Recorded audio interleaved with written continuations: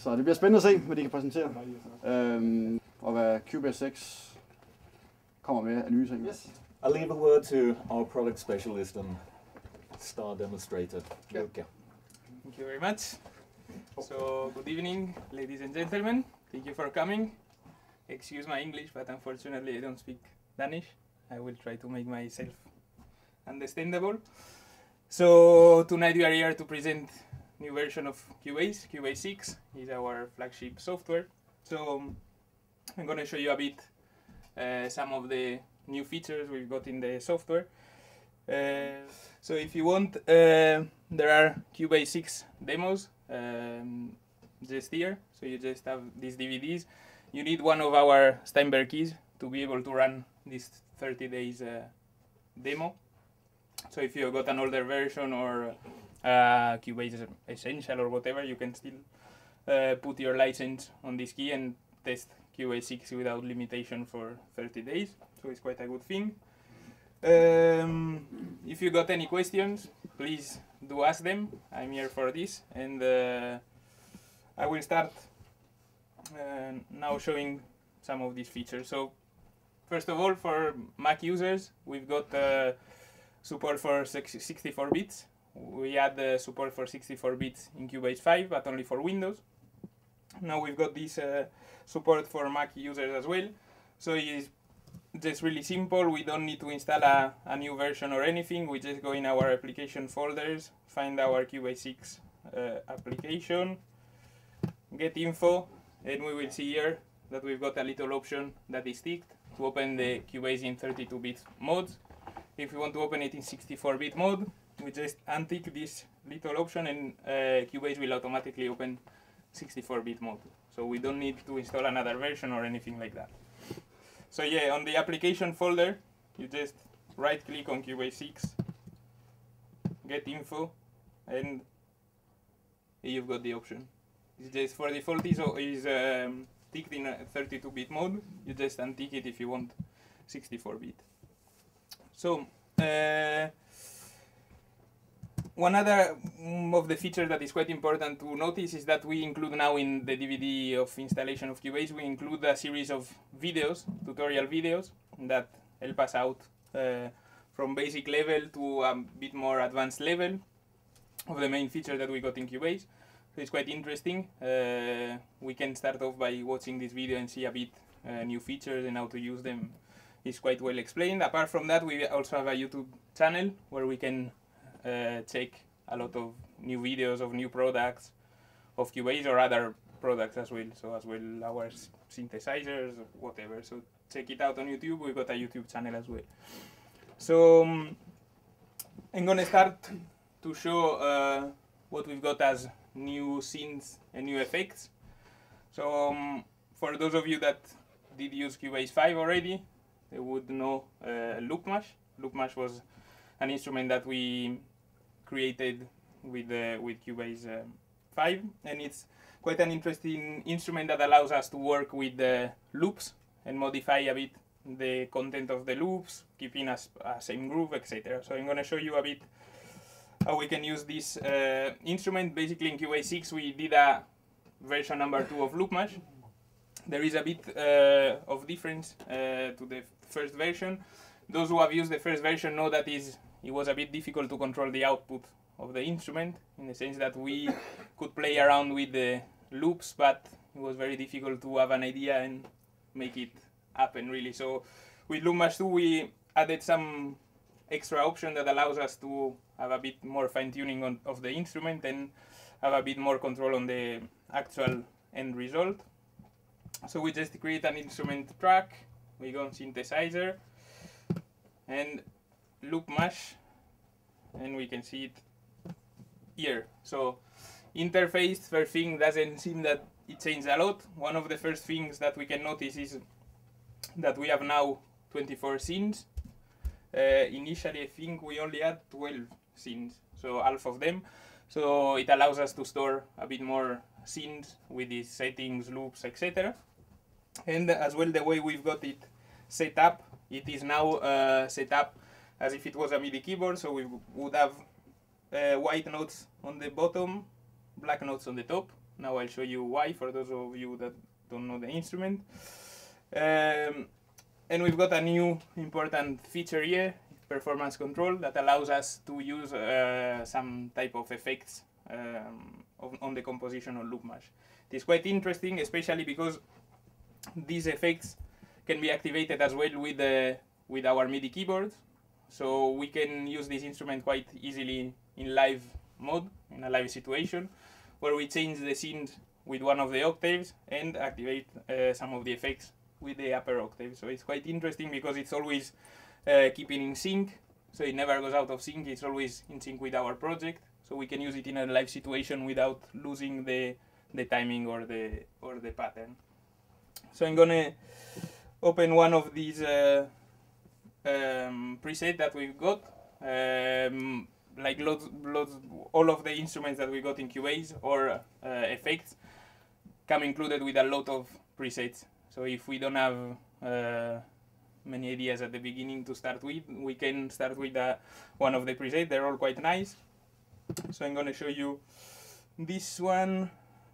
So now we can see the instrument. Now at the moment we're playing only the main loop. If we can see here at the left, we've got sliders for similarity gain. This allows us to introduce more or less of one of the loops. So if I can introduce the loop slowly using this similarity gain. One thing that is important to notice is that these similarity gains are not volumes, are similarity gains in the sense that we are telling loop mash how much content of slices from one loop we introduce into our master loop. So we can play around with this, fiddle around with this. We will still keep the same groove as our master loop, in this case is this first one, but we'll rearrange it with sounds from different loops. So it's quite interesting. Way this works is basically we save scenes around here, and each scene contains different loops or different settings for each loop. So the interest of this is saving our scenes. For example, some scenes for our introduction, some scene for our middle part, some scene for our outro, some scenes for the breakdown, and we just recall them with the MIDI keyboard or directly with in the arrangement using MIDI notes. So I'll show you here. Hopefully. So now with my MIDI keyboard, I just activate one scene of the other. So we can see that it always syncs to the time.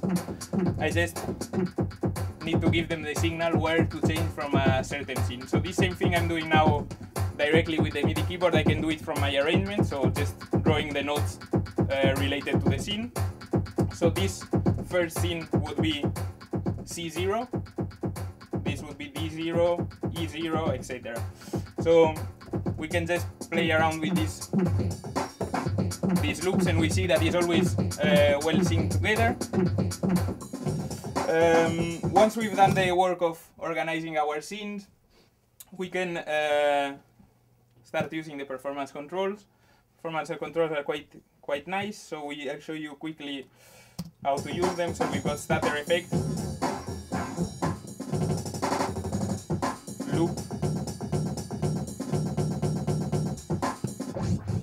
tape effects, tape stop, scratch effects, staccato effect,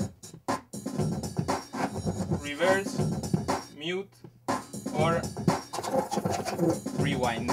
So we can see that it's always synchronized to our tempo. I can activate all these effects using my MIDI keyboard. So it's quite interesting as well in a live situation where I can use my octave to activate these little effects, give it a bit of differentiation, and with my lower octave just change the scenes. So I do a work initially with all my organization of the scenes, then I just play around with this. If I don't want to use it live, I can use it easily recalling these scenes in my arrangement. So it's quite an interesting instrument.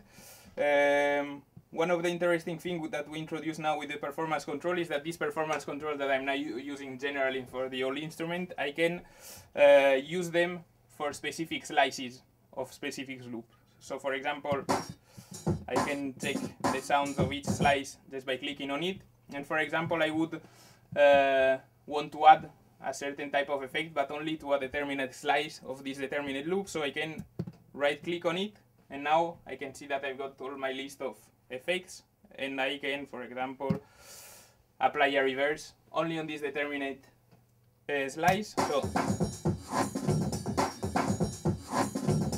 it's quite interesting because now I got a bit more control on each slice of each loop.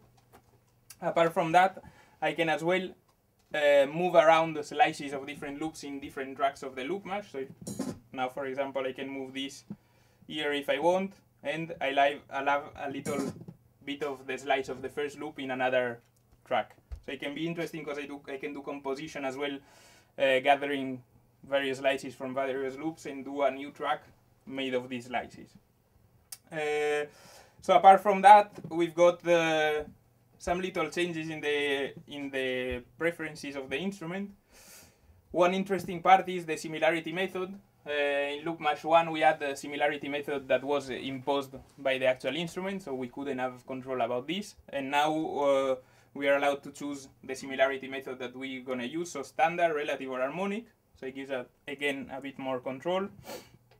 Then in the audio parameters section, we've got as well an adapt mode. So this adapt mode now allows us to use adaptation with volume, envelope, spectrum, or envelope and spectrum. So it's, again, a bit more control on the actual result that we're going to have.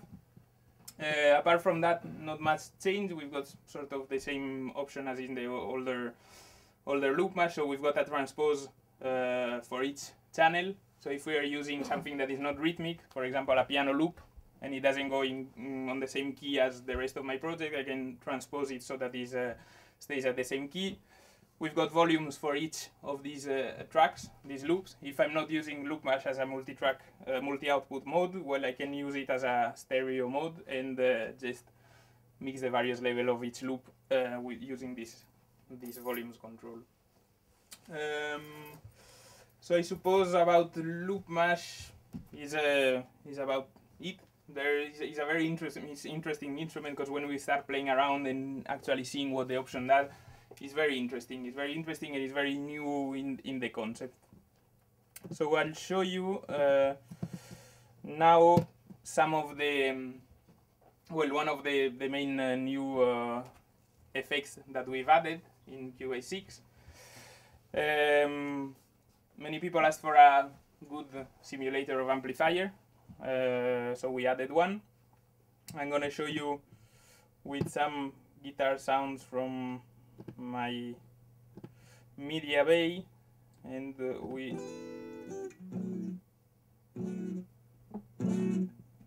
might use this one. And once we've got this, or we are recording directly a guitar from the input of our sound card, we can use as an insert point what is called a VST amp rack. The VST amp rack, as its name says, it's a simulator of amplifier. The interesting part is that we can simulate various things in this simulator, such as type of amplifier, type of cabinet, microphone position, etc.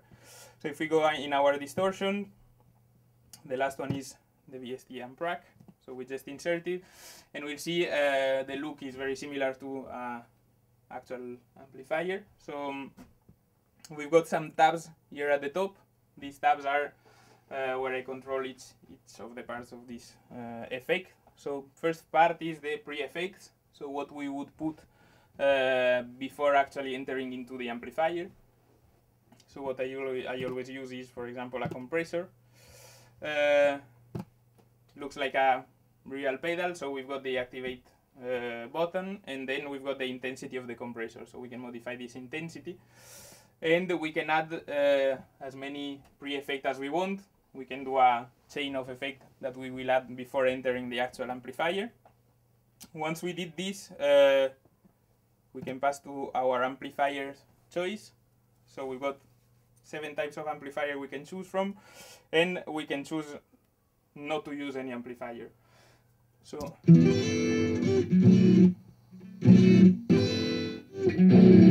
each amplifier has its on particular sound. So for example, we choose this one. Once we choose the amplifier, what we can do is passing to the choice of the cabinet. The choice of the cabinet is by default linked to the choice of the amplifier. So as soon as I choose, as I did now, a blackface amplifier, what happened, the cabinet will be automatically set to this as well. But I can choose to unlink the cabinet. So by choosing a different type of cabinet, we will see that the cabinet actually changes. So we can experiment with this and choose the sound that is adapted for us. Basically, it's fiddling around with the different sounds depending on what we are looking for.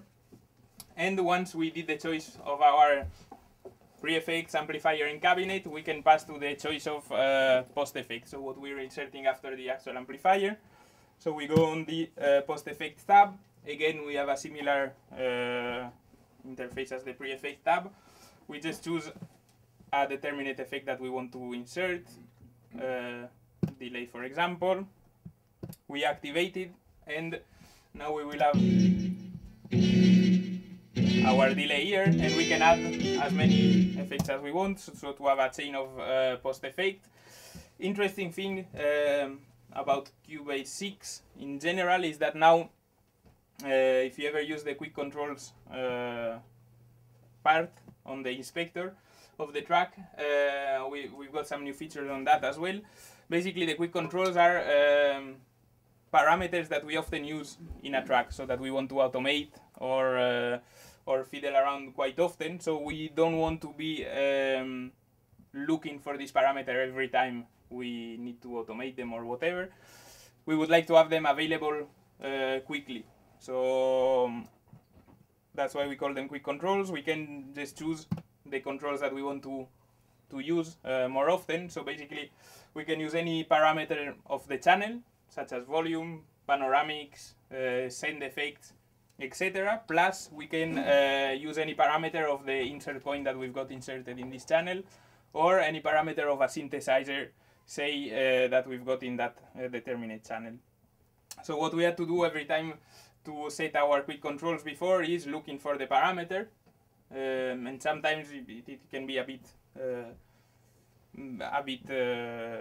difficult to find, etc. So we added a new option that is a learn button. So the learn button allows us to just by activating it and moving one of the parameters that we want to automate, to directly link it to a quick control. So for example, I press the link button here, and now I move the mix amount of the delay.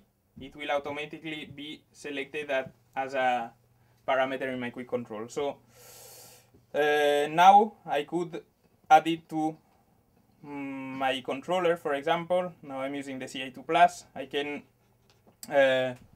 quickly select this control and now automate it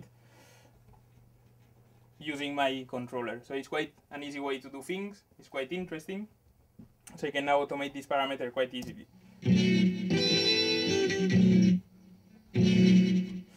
So it's an interesting feature. Once we did all this, we've got as well a microphone position simulation. So we're simulating the way we are actually recording this amplifier. As we can all see, we've got two very famous microphones here. One is a condenser one is a dynamic one. We can choose the mix of the two. So we can choose a mix of the two types of microphones, or we can just switch to the condenser completely or to the dynamic completely. So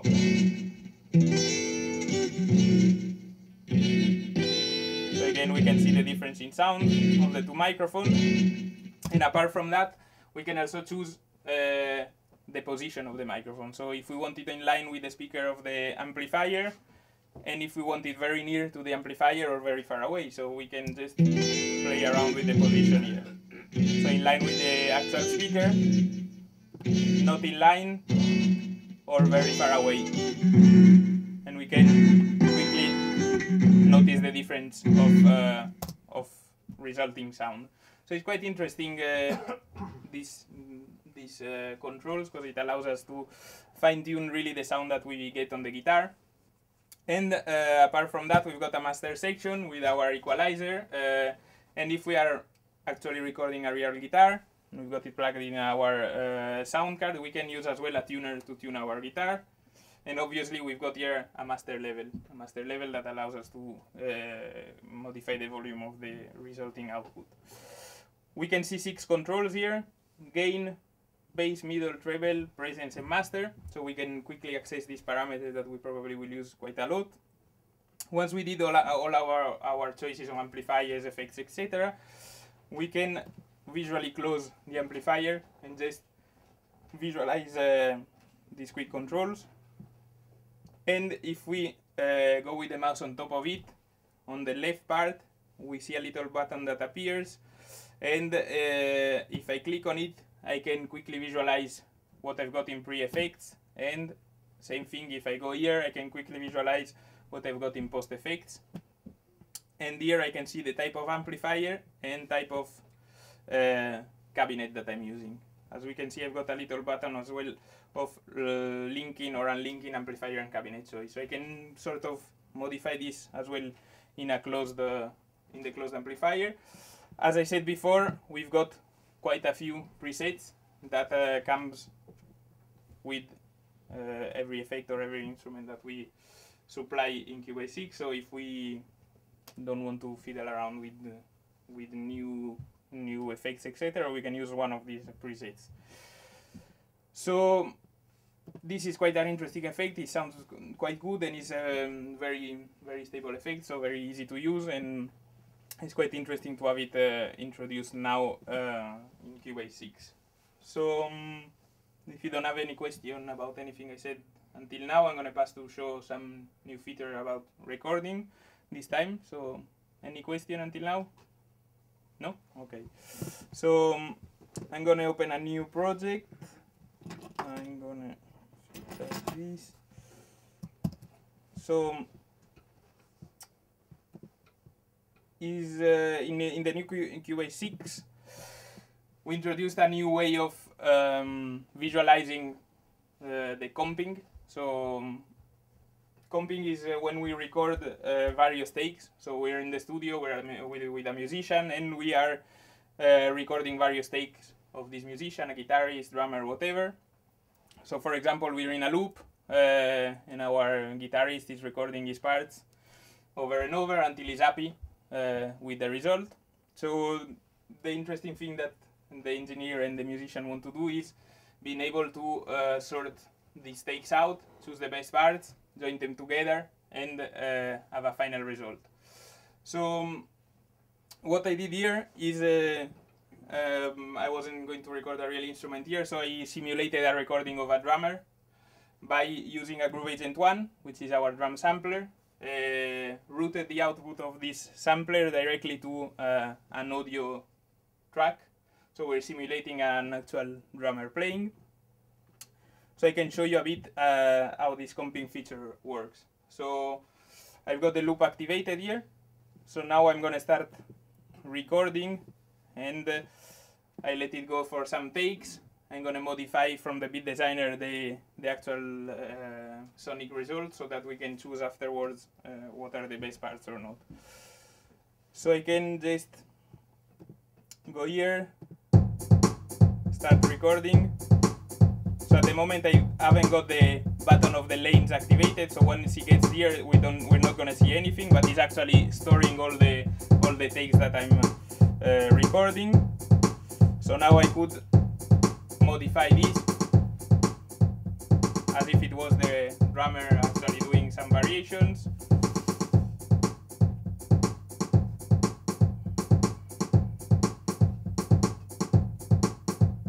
Now we could go back here, go back to the beginning.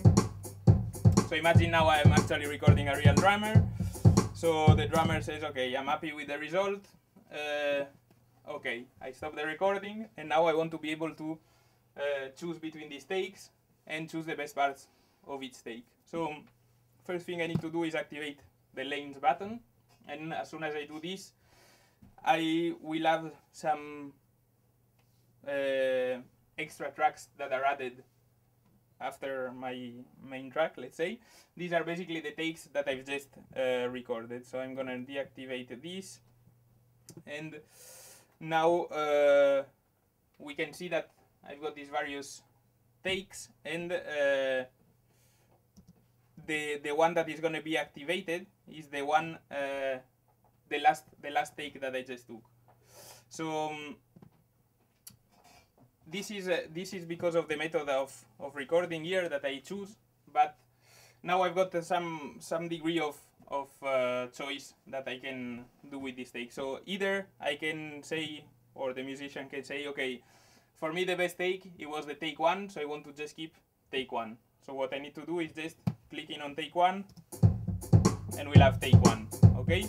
So this is the best case scenario where the drummer did a good take at the beginning, and we say, okay, that's it. So in most cases, there are variation in the middle, or some parts that are not in time, or whatever, so we want to be able to choose the terminate part of the terminate takes. So not a whole take, but rather a piece of one take, a piece of another take, etc. So what we can do now is cutting these takes at the terminate points. So for example, at each bar here, so cut here, cut here, cut here, because we know that in each take one of these parts is the correct one, or the one that we want to use. So now it's pretty easy, the process. We can just by clicking on the segment of the take that we want, choose the parts of the segment that will actually sound or not. So now we're just playing the first take. Now we could do select just a determinate part of one of the takes. So we can do the same for each part here.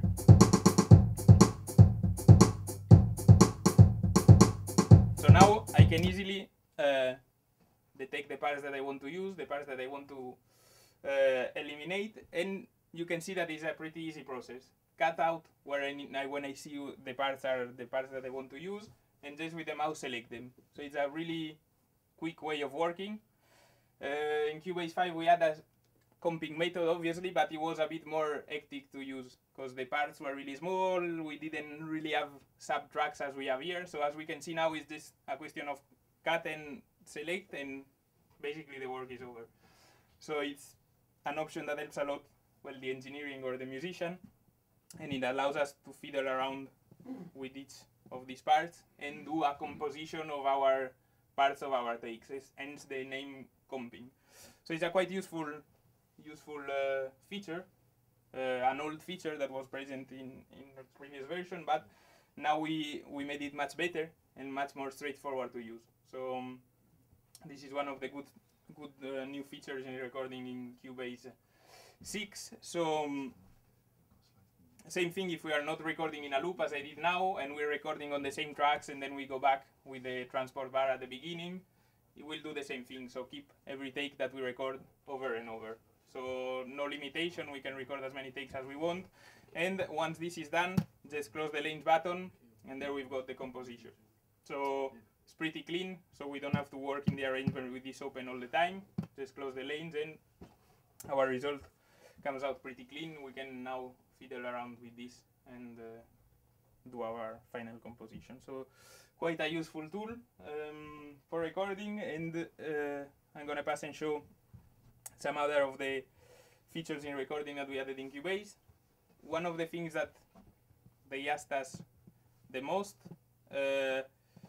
for those who have used the Pro Tools, they asked a lot about Bit Inspector, I think it's called, or Bit something. Detective. Bit Detective, exactly, yeah.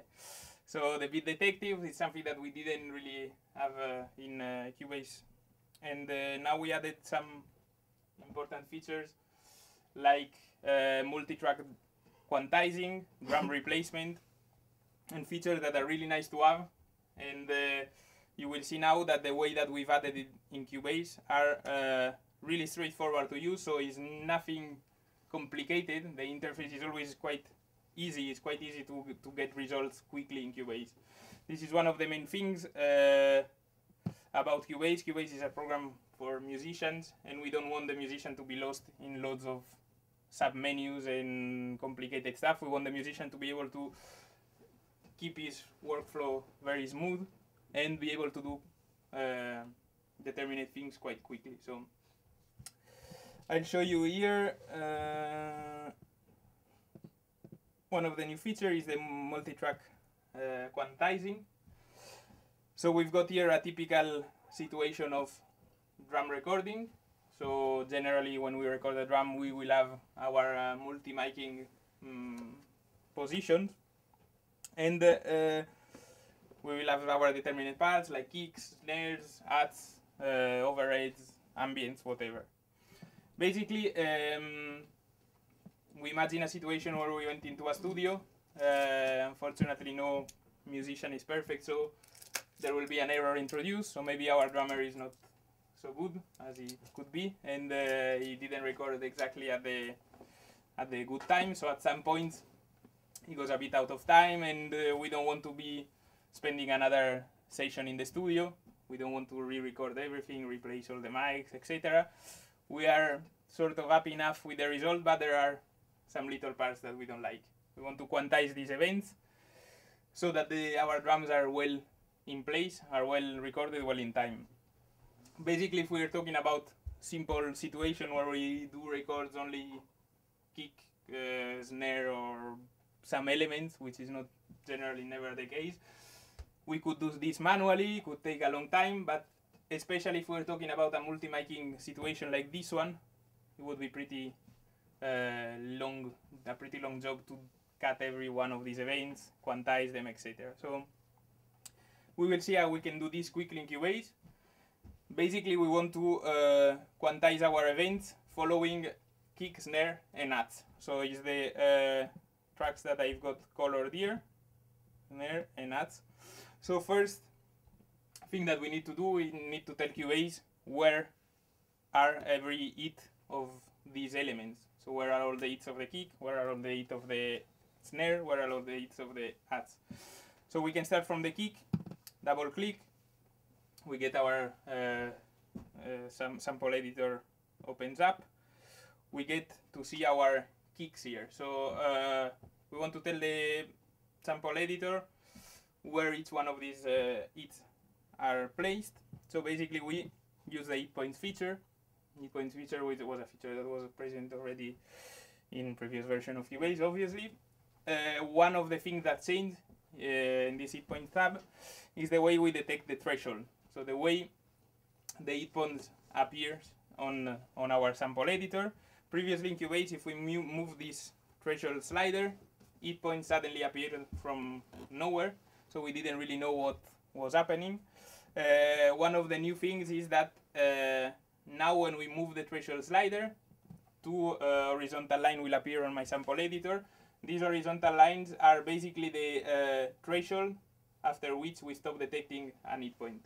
So basically the amplitude of the sound must be contained in these two horizontal lines to be detected as an hit point. So we start moving here and we see that we've got these two lines. As soon as the amplitude is inside these two lines, it will be detected as an input, as an hit point. As soon as it's out, it's not. So basically this is very good because visually now I can see the parts that are probably got inside the recording and that are not kick drums, like these little parts here that are probably snares or whatever that I've gotten into my mic of the kick. So I can visually see, okay, this is, I don't want it, so open a bit more. Now we've got only the kick selected. So this is one of the first improvements.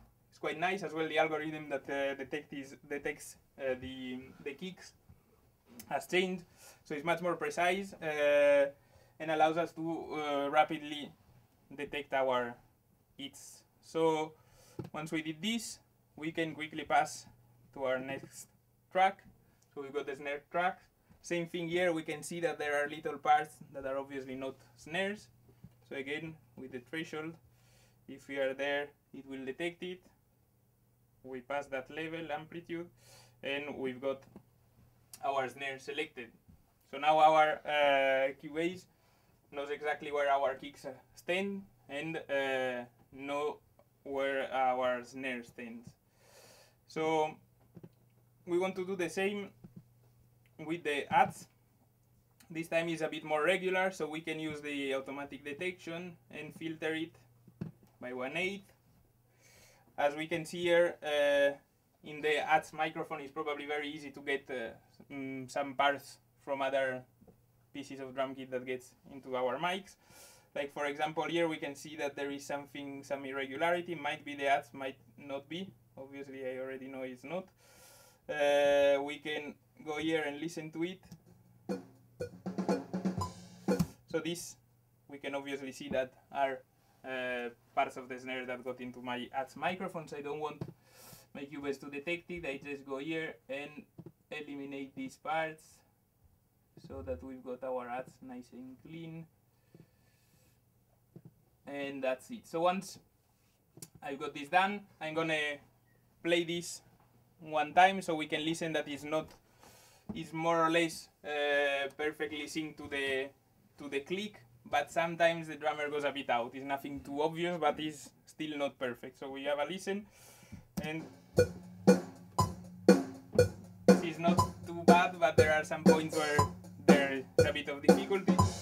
So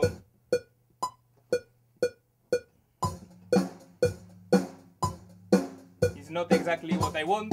I want it a bit more tight. So I want to be able now to quantize this event. So first thing I will need to do is slice all my tracks at the determinate hit points that I've just selected. First thing I will need to do is open my quantize panel. I can access it from here or from edit quantize panel. So I open it here. Wait, first I forgot one little thing. We've got a new option in Cubase 6, that is the group editing button. So if we've got a folder track, not to be confused with the group track, the folder track is a track that allows us to sort of arrange in our arrangement various tracks. As in this case, I want to have all my drum tracks together in a folder track, so when I'm working on them, I've got my folder open, but when I'm not working on them, I just close it. I still see it there, but I don't see all the tracks, so I can work, for example, on my guitar tracks or on my bass track.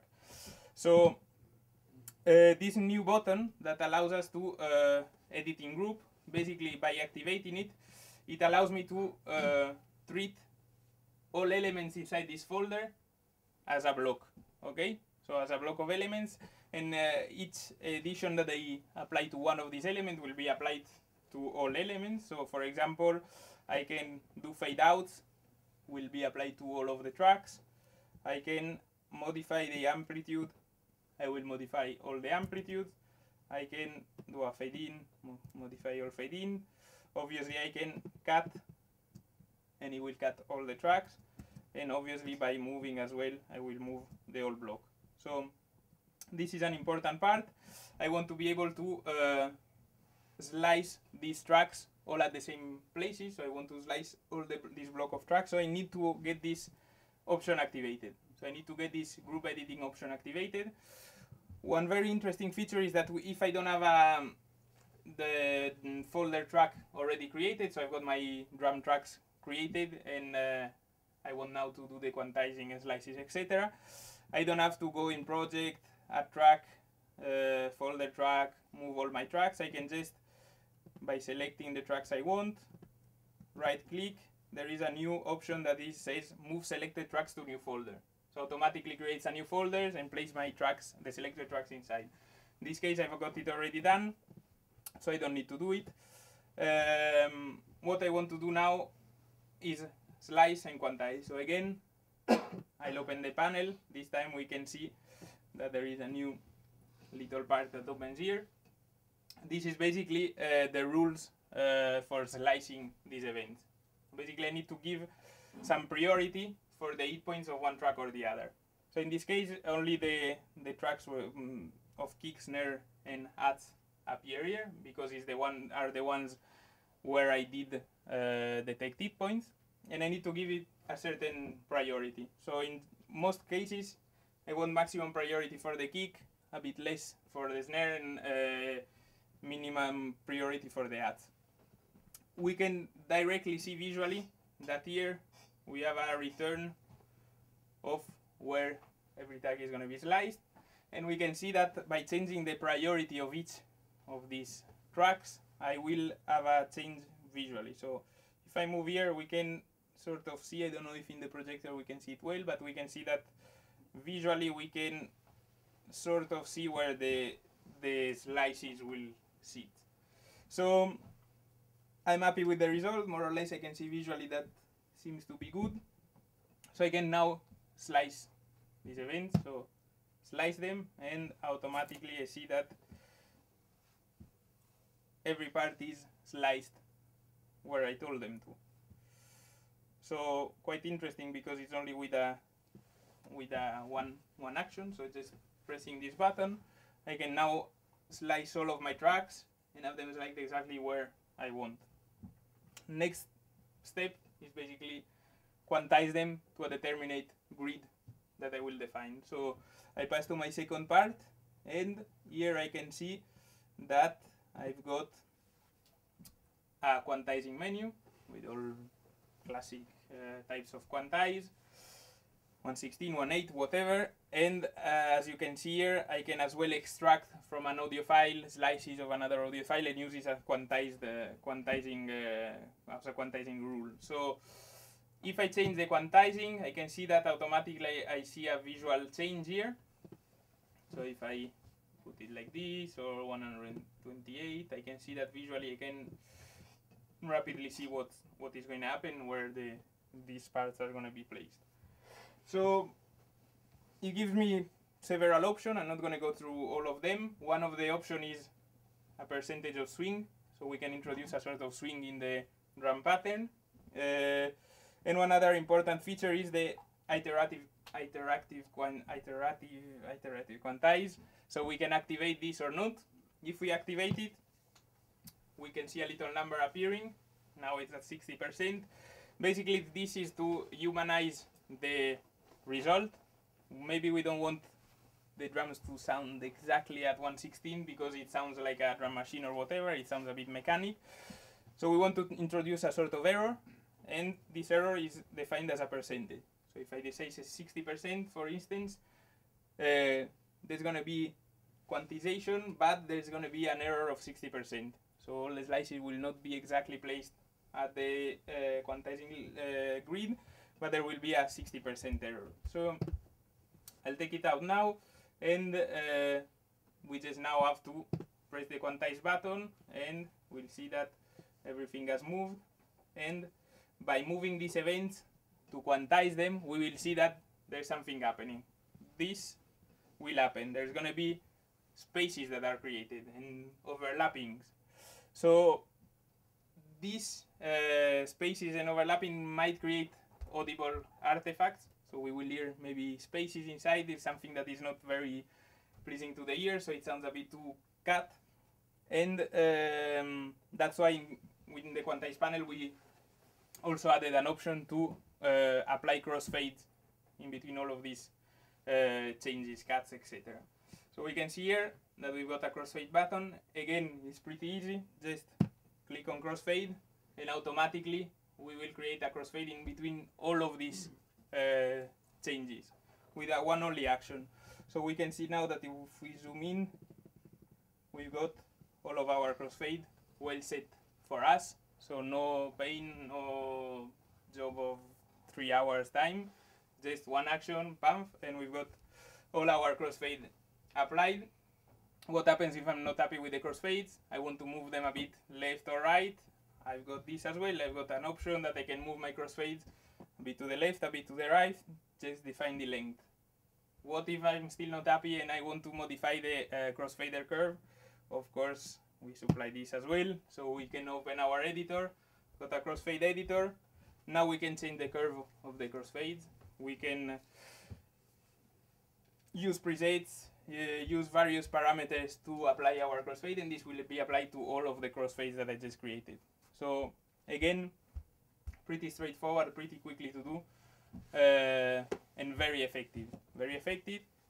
Now it took what, 10 minutes or something like this to do it. is quick and intuitive. This is the important part.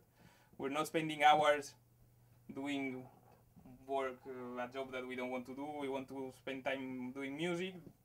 Well, we can do it pretty quickly, so we can continue with our composition, etc. So now we can close our quantize panel and we can play the result. And now everything is well squared to our grid, to our tempo. So very nice, very quick, and very intuitive. So that's what we wanted to achieve, and we managed to have this feature introduced pretty nicely. Back to our drum project, drum recording, and I'll show you another feature that is useful in these cases. So imagine now we applied our quantization, we are happy with how it sounds, but again we're not very happy with something, and maybe I'm not happy with the way I mic'd one of the actual sounds of the drums. For example, I don't like the kick sound, and again I don't want to spend another day in the studio re-recording everything, so I just want to be able to replace this kick sound with a sample kick or a kick that I previously recorded. So first thing I need to do, once I did all this quantization work, I don't want to still be working with all these beats. I would want to be able to have this as an event again, but with all the kick quantized. So what I do after this quantization work, I simply select audio, bounce selection, and replace. So now I've got my event consolidated, but the kicks will be actually quantized at the good time. So this is the case. I want to replace the kick. What should I do? Again, should open the sample editor, quickly use the threshold again for the hit points, and detect again all the kicks. Once I've got them detected, I can close my sample editor. No, sorry, I still use my sample editor. I've got a new option here, down here, that says create MIDI notes. Okay, this option allows me to export this information as MIDI notes. So by clicking this little button, I can see a little window that opens up. This window asks me several things. So first thing, he asks me if I want to keep a dynamic velocity. So use the information of amplitude of all these kicks as a velocity information in MIDI.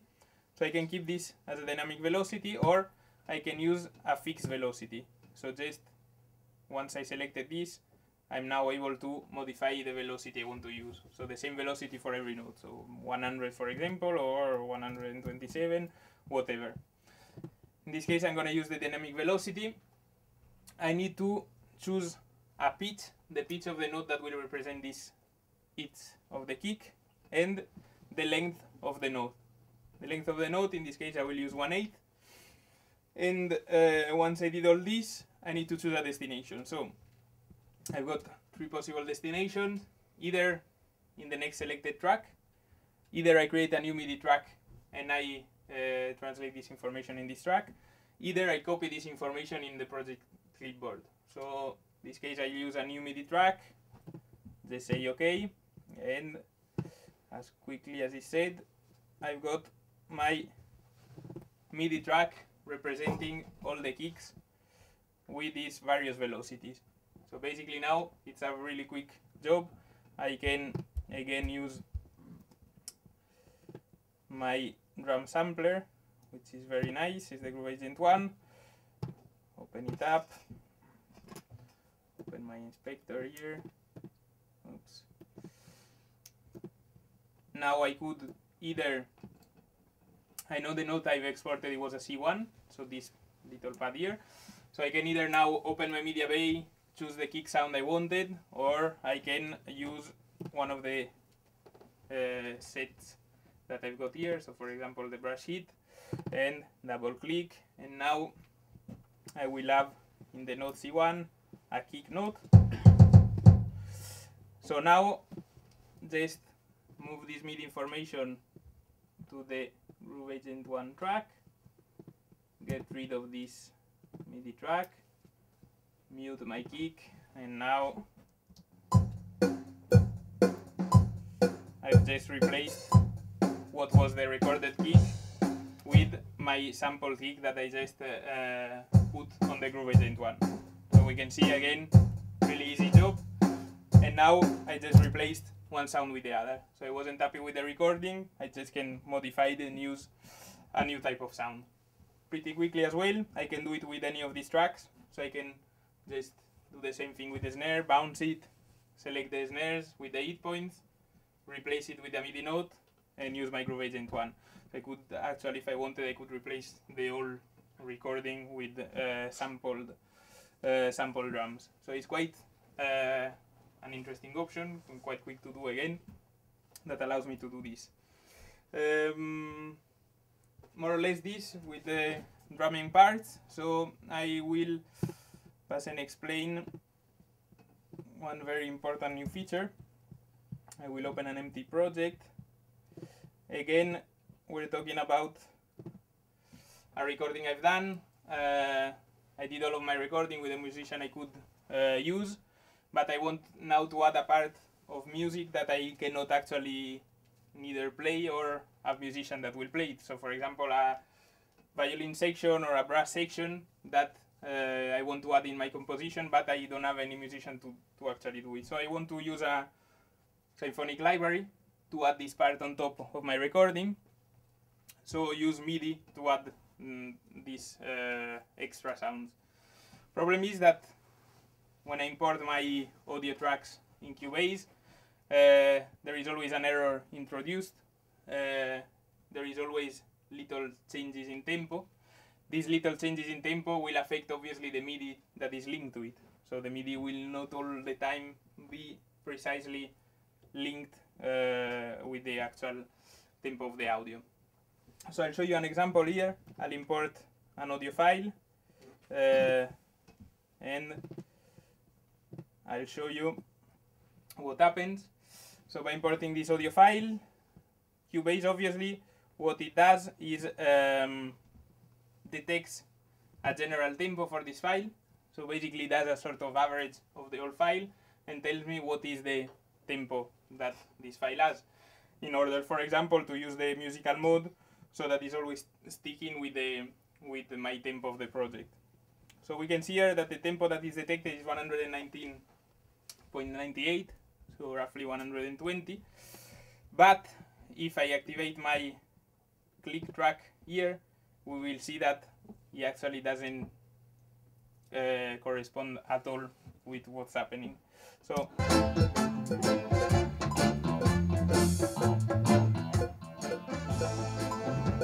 we see that the click is completely out.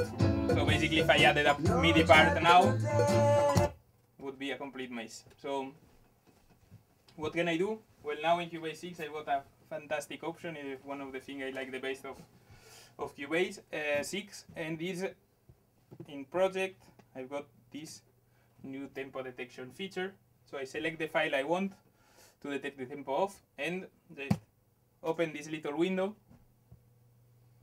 and now I can just analyze this file, and what Cubase will do is from this file extract tempo information and signature information, but in very small intervals. So every little small change in tempo that I got in this file will be detected and applied to a tempo track that is going to be automatically created.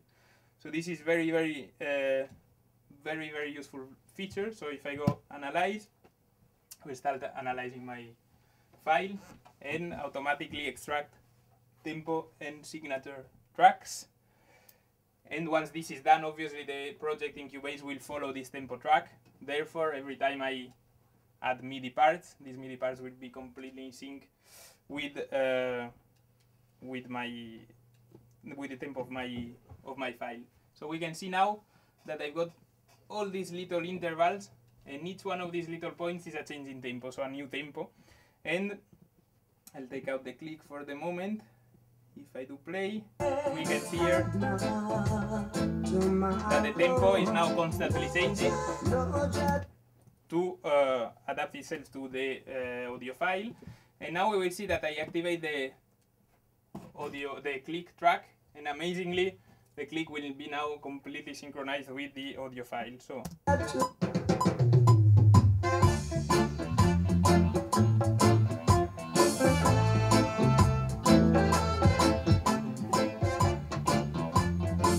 We can continue for a bit, and we will see that it's perfectly sticking to this. This is amazing for me. Now I can just do my composition in MIDI, and all my MIDI parts will be stuck precisely to this audio file. So what can I do after my recording section in the studio? I can now open my Alien Symphonic Orchestra, open my bass brass section sound, add it on top of this, and these MIDI parts that will play this brass section will be perfectly in sync with my project. So I will be very happy to be able to do that. Again, pretty quick action, just open my tempo detection, analyze, 3 seconds, I've got my tempo track open. And what happens if my Cubase sometimes will detect a 120 BPM tempo as a 60 BPM, no problem, I still got my little option here. I can multiply by 2, divide by 2, multiply by 4/3, multiply by 3/4, and therefore adapt it if it wasn't exactly what it detected. In general, as I always said, I've tried many files, many types of music, and 99.9% it's perfect like this. So it's not only because it's this particular file, is in general, especially rhythmic files like this, is perfectly detected, perfectly synced tempo track is extracted from the audio. So it's quite an amazing feature, and it's one of the new parts that I've got in Cubase 6. So quite helpful little tool. One thing I left for the end is one of the new instruments that we've got here, and this Alien Sonic SC. Alien Sonic is one of our VST instruments that we released. Sorry about that. So it's one of our VST instruments that we introduced, I think May 2010 or something like this.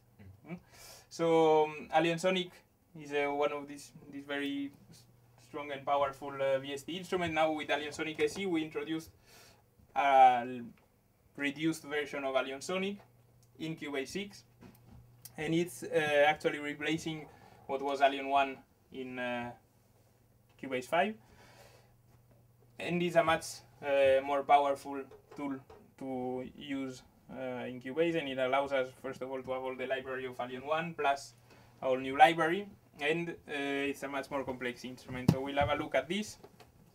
So when we open it, we will see that the interface is quite simple, little piano roll, little controls, little pads, etc. So if we go here on my edit button, we can see that actually it's quite a more complex instrument.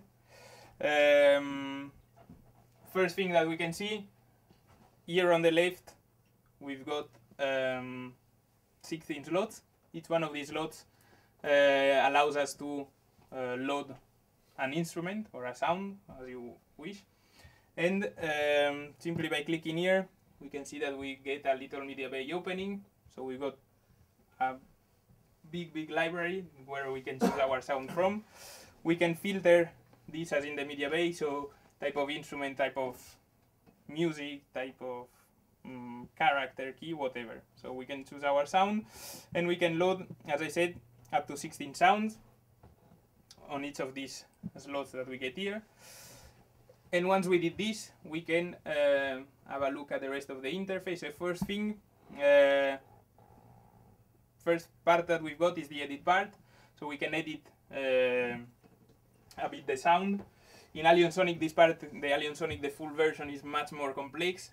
There are really nice banks of filters and ways to modify our sound. In Alien Sonic SC, this is a bit more limited, but it still allows us to modify some features of the sound. So for example, we've got a voice and pitch part where we can transpose our sound in octave, coarse, or fine. Pitch bend, we've got a filter section where we've got simple cutoff, simple resonance, an attack and a release, and our amplifier part, which is simply allows us to change the level of the sound, panning of the sound, attack and release. So once we fine-tuned a bit the sound that we want, we imagine that here we've got various sound loaded in each one of these slots. What we need to do first is tell the instrument how we're going to control each one of these sounds. So I can have my MIDI keyboard, and I can either use my main MIDI keyboard to control each of these sounds. So on channel 1 MIDI, I will, every time I play a C, it's going to play all these 16 slots. They're going to play a C at the same time. Or I can use this instrument as a sort of complete composition. So I have slot 1 drums, slot 2 bass, slot 3 guitar, etc. And I would want each one of these slots be controlled by a different MIDI channel, obviously. So channel 1 will control my drums, channel 2 will control my bass, etc. So if I go on MIDI, that's where I can tell the instrument how to control this instrument. So first of all, I've got the channel of MIDI that is controlling each one of these slots. So by default, it goes from 1 to 16. So what I'll have to do is just create an extra MIDI track for each one of these slots and tell him to play a determinate MIDI channel.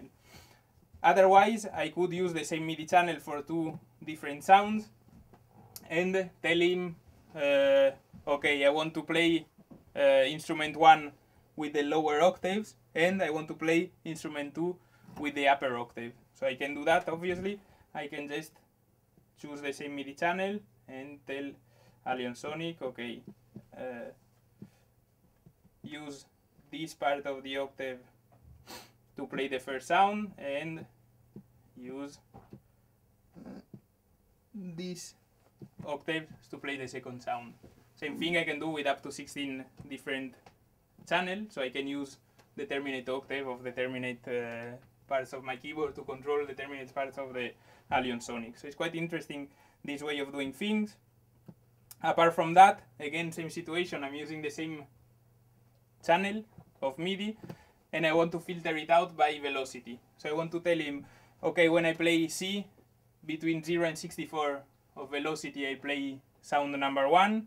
If I play it stronger, so between 64 and 127, you play the second sound. You can filter it out by velocity as well, so it's quite interesting.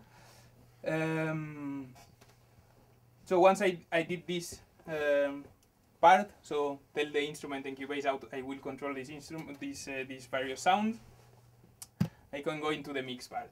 So the mix part, as it says, it's a bit of a little internal mixer where I can define different volumes and panning of each of the sounds. So imagine the situation where I'm using Alien Sonic SE as instrument track, so with a stereo output only. I would want to be able to define various amount of each sound that will be part of the output. So here I've got level, panning, and I can see here that I've got up to 4 sends. Now I will show you where these sends go. So basically sends for effects, as in a real mixer. And last part is, in case I'm using this instrument as a multi-track, multi-output instrument, here I will define the output where each sound goes. So I can define up to 16 different outputs, and each one of these outputs will create a channel on my mixer of Cubase. So in my mixer of Cubase, I can do the mix there. I can apply different types of compression, equalization, whatever, directly into the mixer. In the part of effects, that's where these 4 sends will go. So I've got 1, 2, 3, 4, and here we have them. 1, 2, 3, 4. Interesting thing is that for each one of these returns, I can apply up to 4 effects. So I'm not limited to one effect only, so send 1 reverb, send 2 delay. I can tell send 1 is reverb and tremolo. So I can apply up to 4 different effects to each one of these returns. Volume of the return. I can edit parameters of each effect, obviously. And on top of all that, I have as well 4 insert points for my master. So we can see that the instrument is quite complex and allows us quite a sonic variety. So imagine the Alien Sonic, the full version is even more than this. It's even more, and it's very nice for sound design, for all sorts of composition, for live composition. It's very, very interesting instruments.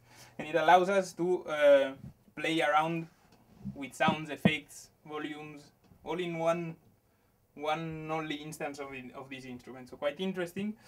Apart from that, we also have 8 pads over here. These 8 pads can be assigned to chords.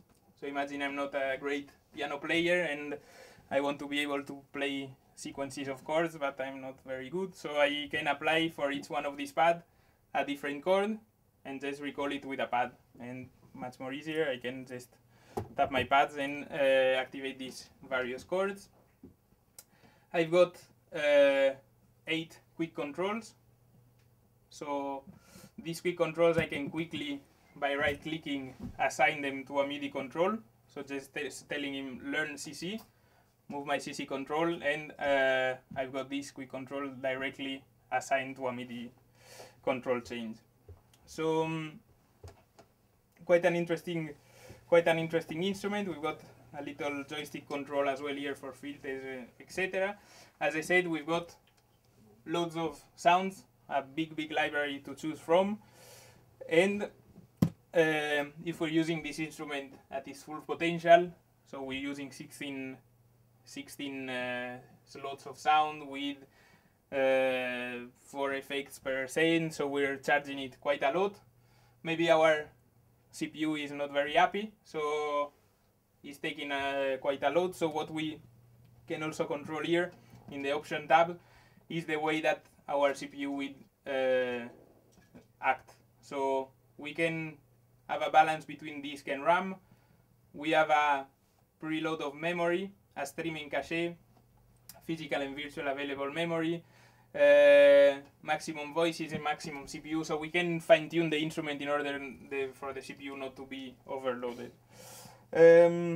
Also, if we go into preferences, if we still use general MIDI files, what we usually do, import a general MIDI file. What Cubase would do is open a MIDI track for each sound of this general MIDI file.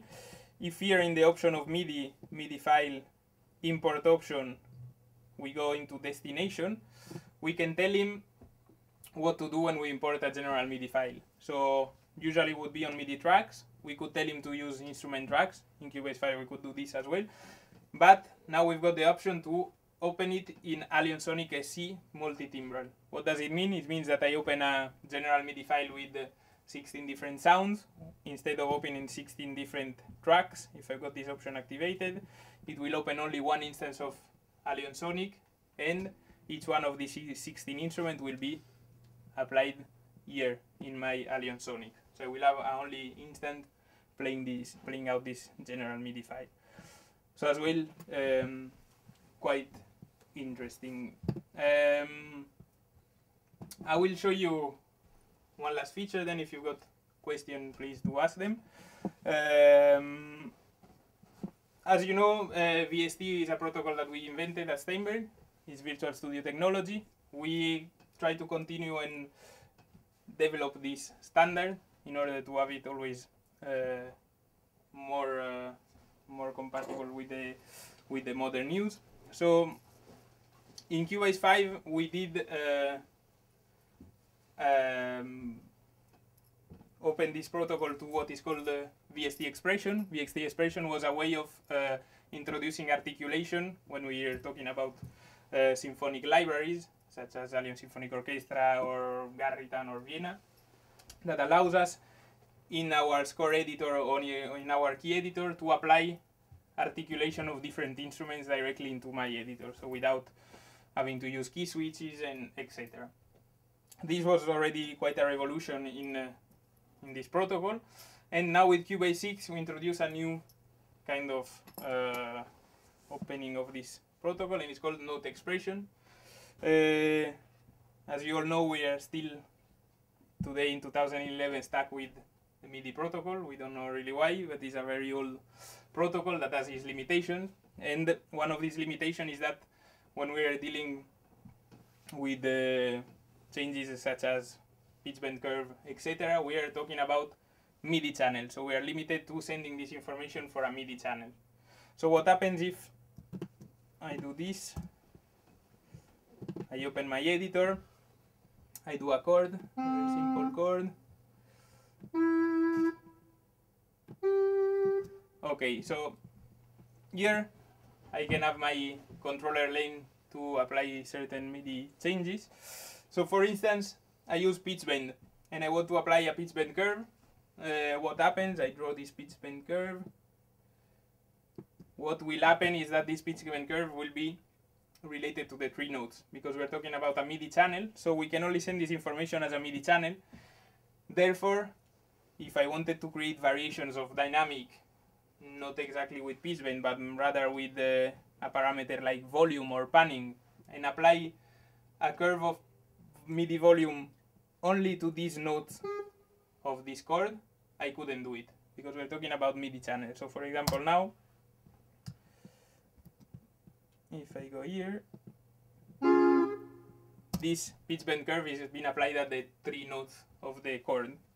So with note expression, basically we got rid of this limitation by allowing us to have this type of modification on a note per note basis. So apart this case scenario where, for example, I want to give a certain dynamic to this note and do a certain specific volume curve to this note, as well, if I'm working with MIDI and I forget to, when selecting this chord, I forget to select as well my pitch bend curve. If now I move this pitch bend curve will stay where it is. So now I've got a new feature, note expression. I've got it here in my key editor in a little tab.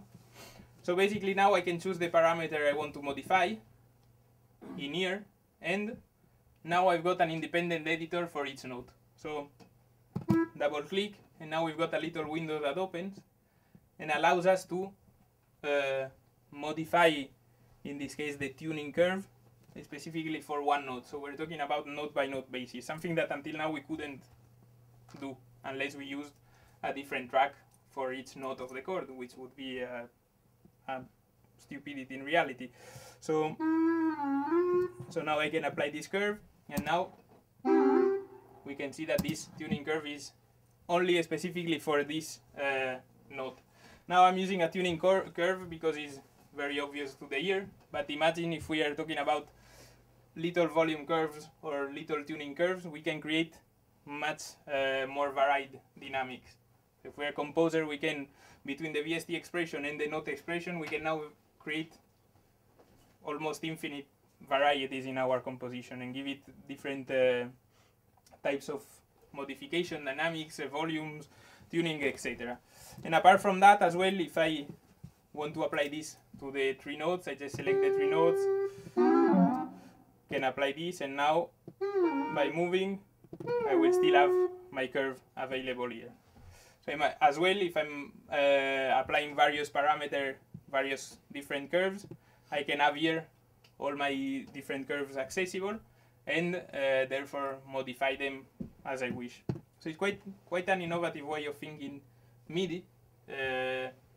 We start to get rid of this stupid limitation of a protocol that is really old, you know. So it's quite a useful thing. We can see as well how we implemented this note expression feature in VariAudio. VariAudio was a feature that we introduced in Cubase 5. Again, quite a nice thing to introduce in a sequencer. It's basically a Melodyne-like editor, but directly in our sample editor. So if we're talking about monophonic material, as for example this saxophone composition, recording, we can now in Cubase directly analyze this monophonic material, extract frequency information from it, and from this information obviously knowing which notes this actual audio file is playing. So if we go here, we can see that we analyze these files, and automatically we get different segments, and each of these segments is related to a MIDI note. So we're basically getting MIDI information from an audio file. So it's quite an interesting way of seeing things. So we've got this saxophone recording, and now we could take one of these segments, move it to a determinate note, and completely modify the frequency content of this recording. So it's quite an interesting way of seeing things. So apart from this, that is no news since Cubase 5. The nice news about this is that if you see by watching to this recording and these various segments, we will see that inside each segment the pitch is obviously not a straight pitch.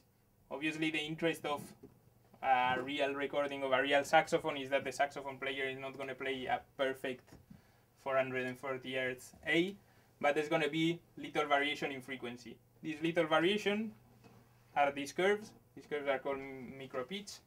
So this micro pitch is what gives the expressivity of actually having a person actually playing a real instrument. No, it's a little imperfection that introduces expressivity. So previously with Vari Audio we could extract this information in MIDI, but this expressivity, this micro pitch, we could only extract it as pitch bend data. Pitch bend is obviously a bit difficult to use for this micro variation, is a bit too extreme. So when we did extract these MIDI notes with this pitch bend data, it wasn't really the best representation. No? So when we extract the MIDI, now we've got a few new options here. So we can either extract this information as just note information, so just tell, okay, this is a G, this is a F, etc. So we lose all the expressivity of this micro pitch, and but maybe this is what we want. We would just want to use this MIDI information to do a new sort of composition, etc. Okay, so Cubase allows us this. Otherwise, it allows us to extract this information as notes and static pitch bend data, or notes and continuous pitch bend data. As I said, by doing this, the result wasn't completely accurate. So now we allow Cubase to use this note expression feature that I just showed, and instead of extracting this micro pitch as pitch bend data, it allows us to export it as a tuning curve using the note expression protocol. The tuning curve is much more accurate, and it allows us to have this information linked on a note-by-note basis. So I will show you here what I extracted. So now I'm using here two types of extraction. One is just note information, and one is note information with tuning curve in note expression. And I just opened basic saxophone sounds that doesn't sound particularly good on Alien Sonic, but just a basic example. So I'll show you again the real recording. There's a real recording. So now this is the information purely with MIDI notes. So we'll see that there's almost no expressivity. It's already quite impressive because it's repeating precisely the notes that we extracted. But it gets really interesting when I'm using the note expression feature. So if I now open this, go on the tuning parameters, double click on the note, and we will see that now for each of these notes I've got a little curve inside. This little curve is basically representing the pitch, the micro pitch that was originally recorded in the initial saxophone. So now there's going to be a lot more expressivity. It's not going to be only represented the notes that the saxophone player played, but as well this micro pitch information in a more accurate way than the pitch bend data. So if we close this and now we listen to this,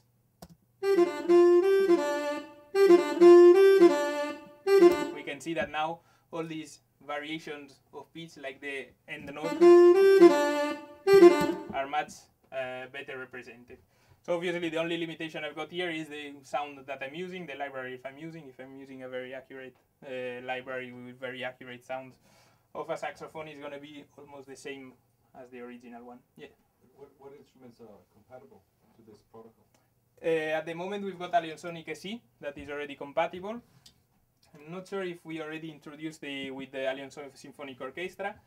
With the VST expression, which was the previous implementation of the articulation I was talking about in Cubase 5, we already introduced it in Vienna Symphonic Orchestra, Garritan Symphonic Orchestra, and a few others, I think. So it's basically an open protocol. Whichever company wants to introduce it.